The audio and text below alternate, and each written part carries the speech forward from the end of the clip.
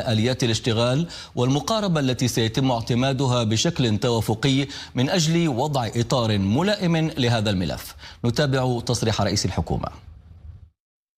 كنشكركم من نبيتوا هذه الدعوة باش نتناقشوا ونتوافقوا معكم على حلول لهذا الملف الحساس اللي هو في الحقيقة كيهم المستقبل ديال المتقاعدين الناشطين والمشغلين والحكومة والوكالين. الهدف ديالنا ماشي فقط نلقاو حلول كتضمن الاستمرار ديال الأنظمة ديال الصناديق. الهدف ديالنا هو نديرو حوار مفتوح معكم، نبنيو معا إصلاح جذري يخدم الجميع ونحافظوا على الاستقرار الاجتماعي، لأنه كنأمنوا داخل الحكومة بأن الإصلاح الحقيقي لمختلف الأوجه واللي كتعرفها بلادنا خاصة في ميدان الحماية الاجتماعية خاصة تبنى على النقاش المؤسساتي مع الشركاء الاجتماعيين.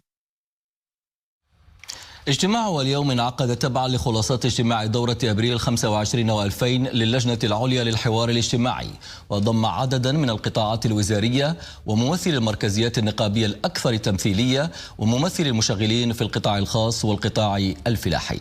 نادي المدن، فؤاد الحرش والمهدي كراكشو. خلال هذا الاجتماع طرحت وضعية مختلف أنظمة التقاعد والمؤشرات المتعلقة بالوضعية الديمغرافية والمالية، إضافة إلى المبادئ والمنهجية المقترحة التي ستكون أرضية للنقاش من أجل الخروج بتصور موحد يحمي حقوق الموظفين والأجراء والمتقاعدين ويحقق الاستدامة المالية للأنظمة. أهم حاجة اللي نقول اليوم هو أن كان جو إيجابي، لأن بطريقة نقولوا مسؤولة ومواطنة جميع الشركاء والأطراف اعترفوا بأن هذا الملف ملف صعب، ولكن لابد الاشتغال عليه يد في يد. فأهم نقولوا مخرجات اليوم هو أن غتتم واحد اللجنة تقنية اللي غتجتمع ابتداء من شهر شتنبر. اللجنة التقنية تضم ممثلين عن المركزية النقابية وأرباب العمل والقطاعات الحكومية والصناديق المدبرة، وستسهر على إعداد مقترح وتصور سيكون مدخلا لضمان ديمومة أنظمة التقاعد. بعد النقاش بالطبع هذه اللجنة الوطنية نبات عنها لجنة تقنية اللي فيها كل المكونات ديال اللجنة الوطنية باش نقف على الحقيقة. ثم سجلنا أن رئيس الحكومة قال بأن لن يتخذ قرار إلا بالحوار والتشارك. منظور الحكومة مهم جدا على أساس بأن الحديث حول إصلاح شمولي وليس إصلاح مقياسي، هذه مهمة جدا. ثانيا تشبث الاتحاد العام شغالين المغرب بأنه ضرورة الإصلاح مع مراعاة المكتسبات والحقوق ديال كل طبقة الشغل المغربية، وسنسير في هذا الاتجاه في إطار العمل ديال اللجنة التقنية التي ستبدأ إشغالها في سبتمبر القادم نحو الوصول إلى توافقات. اتفقنا على أساس في الدخول الاجتماعي باش نكونوا واضحين، يعني لأن السياق اللي كيتناقش فيه هذا الملف سياق وطني اجتماعي وسياسي صعب، بمعنى أنه خصنا ناخذ بعين الاعتبار الأهمية ديال هذا الملف، الصعوبة ديالو والتعقيدات ديالو. اللجنة تبدأ الأشغال ديالها في الدخول الاجتماعي وتأخذ الوقت الكافي ديالها على أساس أنها تدرس كل القضايا وتعطاها كل المعطيات. الحكومة قررت خلق لجنة تقنية للعمل مع المركزيات النقابية وأرباب العمل للتوصل إلى حل توافقي، ولدينا من النضج ومن الحلول للمعالجة المناسبة والملائمة لهذا الملف مع الحفاظ على كل المكتسبات. كلنا معبئون لإيجاد الحل المناسب في أقرب الآجال. أول اجتماع للجنة التقنية سينعقد شهر شتنبر المقبل، سيشكل الأرضية المناسبة للاتفاق على آليات الاشتغال وفق منهجية تشاركية مبنية على الثقة من أجل ملف مجتمعي يهم عددا كبيرا من المغاربة. ونناقش هذا الموضوع معك سيد خالد بن علي الخبير الدولي في الحماية الاجتماعية. مساء الخير. شكرا يا سيدي. سيدي الكريم، على ضوء التشخيصات الراهنة أسألكم ماذا عن أبرز الاختلالات والإكراهات التي تواجهها أنظمة التقاعد في المغرب يعني حاليا، سواء على مستوى التوازنات المالية أو كذلك البنية الديمغرافية للمنخرطين والمستفيدين؟ أولا دون الخوض كثيرا في الأرقام لابد من الإشارة على أن اجتماع اليوم هو تفعيل للجنة الوطنية، على اعتبار أن إصلاح قطاع التقاعد انطلق سنة 2004 إلى يومنا هذا ولم يبرح مكانه بإيجاد إصلاح شمولي، لأن الهدف المنشود آنذاك والذي اشتغلت عليه تقريبا نفس التركيبة هو الوصول إلى إطار شمولي إصلاح القطبين. كانت مجموعة من الإجراءات تم اتخاذها من 2004 إلى اليوم، وهي بالنسبة للظرفية الاستعجالية لنظام المعاشات المدنية اللي منذ سنة 2004 هو يعيش اختلالا حادا في التوازنات مقارنة بالنسبة للنظام الجماعي لمنح رواتب التقاعد أو بالنسبة لنظام الضمان الاجتماعي. وبالتالي في 2007 أعتقد تم أول إجراء في مراجعة نسب الاقتطاعات، ثم في 2016 كان الإصلاح المقياسي، ولكن كل هذا لم يحد، على اعتبار أن التصريحات الأخيرة للسيدة الوزيرة أكدت على أن الزيادة في الأجور الأخيرة مكنت من الاستفادة من سنتين تقريبا في هذا. ما هي الإكراهات التي تخيف أي صندوق التقاعد؟ بالنسبة لأي صندوق تقاعد أو نظام هناك الرصيد التقني، هو هل الاقتطاعات والمساهمات المشغل المداخل السنوية تمكن من أداء المعاشات خاصة في أنظمة التوزيع التي نشتغل عليها. بالنسبة للصندوق المغربي نظام المعاشات المدنية بدأ يسجل اختلالا على مستوى الرصيد التقني ودعمه من استنفاد الأخذ تنويل من خلال الاحتياطيات. الخطر الأكبر هو أن نصل إلى نفاذ الاحتياطيات ولا يكون هناك إمكانية مالية للتدبير. اليوم المؤشر الديموغرافي لكل صناديق التقاعد النشطاء على المتقاعدين ينخفض سنويا، بمعنى الإمكانيات في إطار التضامن بين الأجيال بدأت تنخفض، وكلما انخفض هذا المؤشر كلما هناك ناقص للخطر. ثم أنه بشكل عام الآن دخلنا في الفترة التي نسجل فيها متوقع أن نسجل فيها عجز على مستوى نظام المعاشات المدنية وتتلوه الأنظمة الأخرى.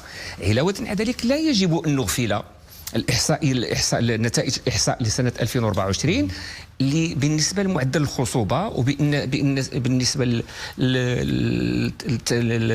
ما سينعكس عليه بالنسبة للفئة 15-60 سنة التي تشتغل والتي يمكن أن تؤدي في حال من اللي جاي الآن انخفاض معدل الخصوبة سيؤثر على هذه الفئة في المستقبل ويؤدي إلى إكراهات ديموغرافية. بالتالي اليوم في إصلاح قطاع التقاعد هناك واقع مهاش وهناك جانب آخر إكراهات ديموغرافية. الجانب الآخر طبيعة التركيبة القانونية والتقنية، أن الأنظمة التي نتوفرها ليس هناك رابط، كل نظام يشتغل حسب معطيات خاصة به. النظام الجماعي لمنح رواتب التقاعد المتعلق المؤسسات العمومية يشتغل بمنطق مزدوج، ثلثين رأسمالة وثلث توزيع. نظام المعاشات المدنية توزيعي، نظام الضمان الاجتماعي مبدأ لابريم إشلوني. وهذه الأنظمة كلها لها مقاييسها، بالتالي اليوم نلاحظ التفاوت. معدل المعاش في الصندوق المغربي للتقاعد يفوق بكثير معدل المعاش في نظام الضمان الاجتماعي. وحتى إذا أخذنا في القطاع العام ما بين النظام المنخرطين في النظام الجماعي لمنح رواتب التقاعد والمتقاعدين بالنسبة لنظام المعاشات هناك فرق بالرغم من الأمر يتعلق. ثم أنه هناك نظام التوزيع الذي اشتغلنا التضامن بين الأجيال قبل 2016 طرح إشكال. كانت هناك تعريفة معكوسة، بمعنى أن كان خلل درهم من الاقتطاعات يعطيك 1.20 سنتيم مثلا من التعويضات، بمعنى كل من له معاش مرتفع كلما استفاد من ما يفوق 1.20 درهم. 2016 جاء إصلاح حقيقة بالنسبة من 2016 بالنسبة للصندوق المغربي للتقاعد نظام المعاشات المدنية. الآن عندنا درهم تقريبا يعطيك 0.90 درهم بالنسبة للمعاش، يعني كاين واحد التوازن. ولكن بقى الإشكال ديال ما قبل الإصلاح كيف يمكن تمويله. طيب، ونحن نتحدث أستاذ بن علي عن الحاجة الملحة لإصلاح أنظمة التقاعد. أسألكم ماذا عن أبرز السيناريوهات الممكنة التي من شأنها يعني التوفيق بين الحفاظ على التوازنات المالية للمنظومة وكذلك ضمان استمرارية الحقوق المكتسبة بالنسبة للمنخرطين والمتقاعدين على حد سواء؟ هو سيناريوهات، أتكلم عن السيناريو الذي ربما اليوم لا يحبذه الفرقاء الاجتماعيين كثيرا، هو الثالث الملعون، يعني الزيادة في الإصلاح المقياسي، الزيادة في نسب الاقتطاع، في قسط المعاشات، ورفع سن التقاعد. هذو ثلاثة نقاط. اليوم درنا الإصلاح ديال 2007، الإصلاح ديال 2016 في الصندوق المغربي للتقاعد ولم تعطي أكلها. اليوم بالنظر إلى اختلاف الاشتغال والتفاوت في المعاشات، بات اليوم من الضروري أن يكون أولا واحد القانون إطار، لا لوا كادر دولارات، التي تحدد المبادئ العامة الكبرى التي يتعين على كل نظام أن يشتغل فيها، سواء في التوظيف المالي أو كذا أو كذا. لماذا؟ لأن صناديق التقاعد هي أولا جهاز يشرف على تحصيل الاقتطاعات، والاقتطاعات في الاقتصاد الايكونومي بوليتيك هي الادخار الاجباري، كيكون فيه الاجير كيخلص والمشغل كيخلص، والدوله تضع الميكانيزمات، هذه الانظمه الاطار القانوني باش تحافظ على الدخل ديال الانسان حين يتقاعد، وهي في نفس الوقت مستثمر مؤسساتي، لأن الاحتياطيات الأنظمة توظف في السوق المالي لتقوية المعاشات. وبالتالي اليوم كل مساس وكل خلل لهذه المنظومة سينعكس على الاقتصاد. إذن اليوم احنا قلنا بأنه كل الأنظمة خلل، أن يجب أن نوحد الأنظمة، القانون الإطار اللي يحدد، ثم يجب أن المعايير تكون متقاربة.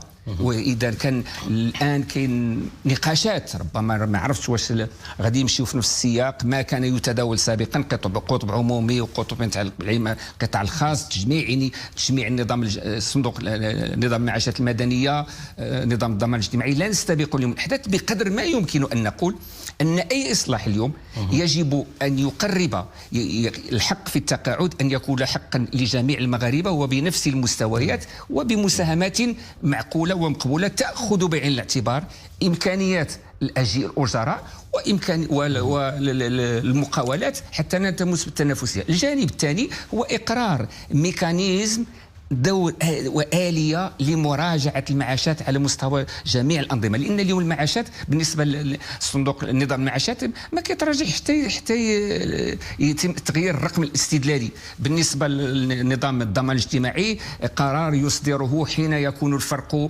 بين مستوى المعاش والمستوى المعيش يتبين أنه يتخذ قرار، وهنا تطرح مجموعة من الأسئلة. إذن اليوم إذا مشينا للإصلاح شمولي، سواء خصنا اولا ديمومه الانظمه على المدى الطويل، يكون واحد اصلاح شفاف وواضح، ويكون فيه حوار، لان الاصلاح اليوم يكون حوار اكيد، لان الاصلاح على الصعيد الدولي اصلاح التقاعد عنده ثلاثه الخاصيات، عنده القابليه التنزيل التقنيه، القابله التنزيل الاكتواريه، قابليه التنزيل الماليه، والقبول الاجتماعي، لاكسبتاسيون سوسيال، لان الامر يتعلق بمجتمع، وهذه الخاصيات الكبرى.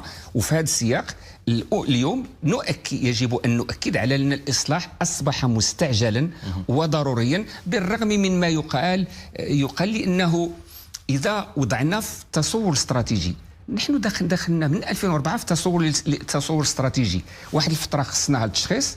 الآن إذا قلنا أن الرؤية المستقبلية هي نظام شفاف، نظام متوازن، آلية مراجعة، حفاظ على الحقوق المكتسبة، حكامة جيدة، الآن اللي مطروح أمام في الحوار كيف نصل إلى ذلك؟ وكيف نصل إذا كان استراتيجيا؟ يجب أن يكون هناك توافق مبني على الحوار وعلى الأسس، وليس الوصول إلى توافق، لأن يمكن نعم أكيد، وحين نصل أنا كنت أستمع، ولكن الآن يجب أن نبني التوافق عوض البحث عن الوصول إلى التوافق.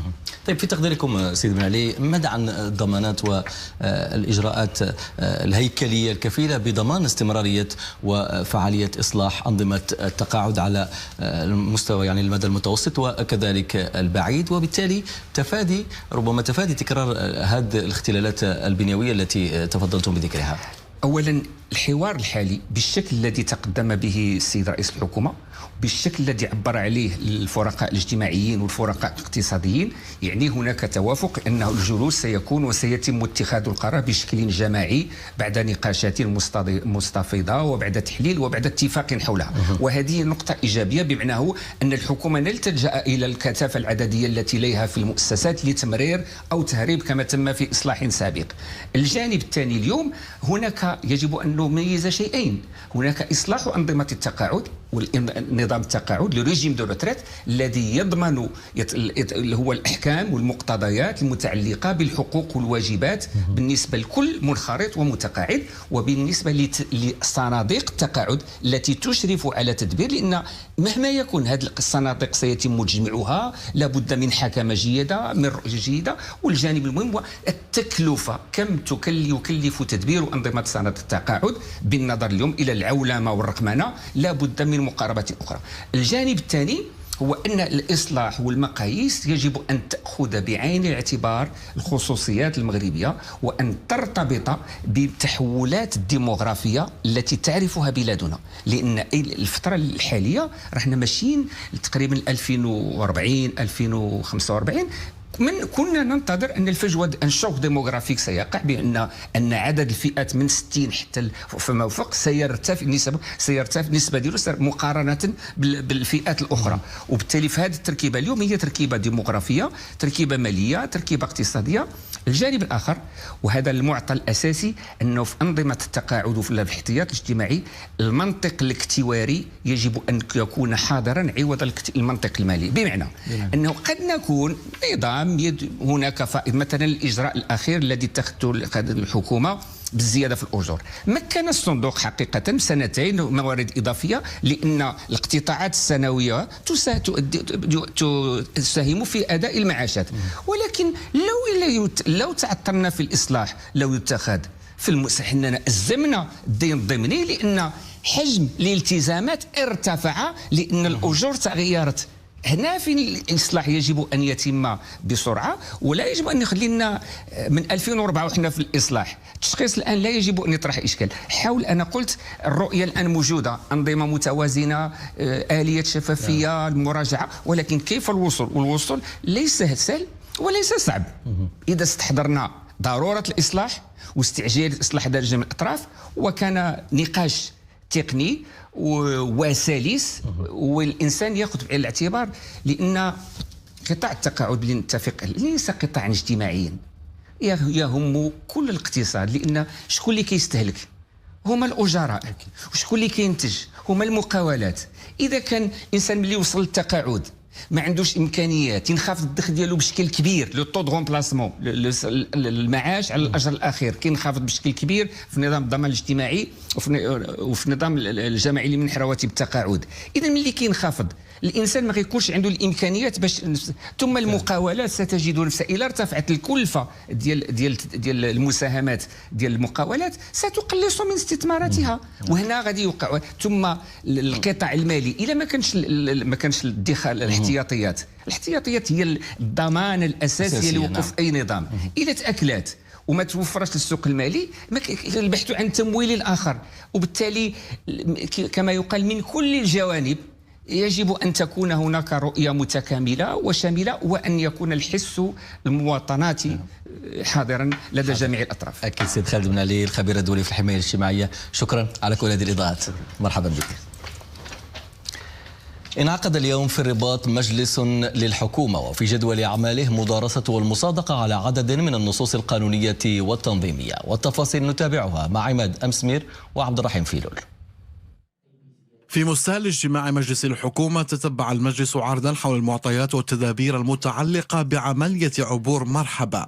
العرض تطرق إلى الإمكانيات المادية والبشرية واللوجستيكية لإنجاح عملية عبور مرحبا وفق مقاربة تشاركية يتعبأ فيها جميع المتدخلين من قطاعات حكومية وهيئات عمومية والمصالح الأمنية والسلطات الترابية، بمعية مؤسسة محمد الخامس للتضامن من أجل تنفيذ التعليمات الملكية السامية لصاحب الجلالة الملك محمد السادس نصره الله بتسهيل وتيسير عودة المغاربة المقيمين بالخارج إلى أرض الوطن في أحسن الظروف. وبخصوص عدد الوافدين من أبناء الجالية المغربية بالخارج، فقد أوضح عرض السيد الوزير أنه إلى غاية 10 يوليوز 2025 تم تسجيل دخول 1,520,951 فردا بارتفاع بلغ 13.30% و151,411 عربة. بعد ذلك تداول المجلس وصادق على 3 مشاريع قوانين تتعلق بمجال العدل، ويتعلق الأمر بمشروع القانون بتغيير وتتميم القانون القاضي بإحداث وتنظيم المؤسسة المحمدية للأعمال الاجتماعية لقضاة وموظفي العدل، ومشروع القانون يتعلق بإحداث وتنظيم مؤسسة محمد السادس للأعمال الاجتماعية لقضاة وموظفي السلطة القضائية، ومشروع القانون يتعلق بإحداث وتنظيم مؤسسة الأعمال الاجتماعية لموظفي إدارة السجون وإعادة الإدماج بالصيغة الجديدة. ويندرج هذا المشروع في سياق تنزيل الرؤية الشمولية والمتكاملة، لا سيما في شقها الاجتماعي، والتي تروم الاعتناء بموظفي وموظفات إدارة السجون وإعادة الإدماج خلال مزاولتهم لمهامهم داخل الفضاءات السجنية، وكذا النهوض بأوضاعهم المادية والاجتماعية. وواصل مجلس الحكومة أشغاله بالاطلاع على اتفاق بشأن التعاون العسكري بين حكومة المملكة المغربية وحكومة الجمهورية التشيكية، ومشروع القانون يوافق بموجبه على الاتفاق المذكور قبل أن يختتم المجلس أشغاله بالتداول والمصادقة على مقترحات تعيين في مناصب عليا. رئيس مجلسي البرلمان كان لهما اليوم لقاءان مع وفد عن منظمة التحرير الفلسطينية برئاسة عضو اللجنة التنفيذية للمنظمة ورئيس دائرة حقوق الإنسان والمجتمع المدني الذي يقوم بزيارة للمغرب. لقاء تناول العلاقات المتميزة التي تجمع المملكة المغربية ودولة فلسطين، حيث تم التأكيد على ما يوليه جلالة الملك رئيس لجنة القدس من أهمية خاصة للقضية الفلسطينية ويعتبرها قضية وطنية. الجانبان تطرقا أيضا للتجربة البرلمانية المغربية على امتداد ما يزيد عن 60 سنة.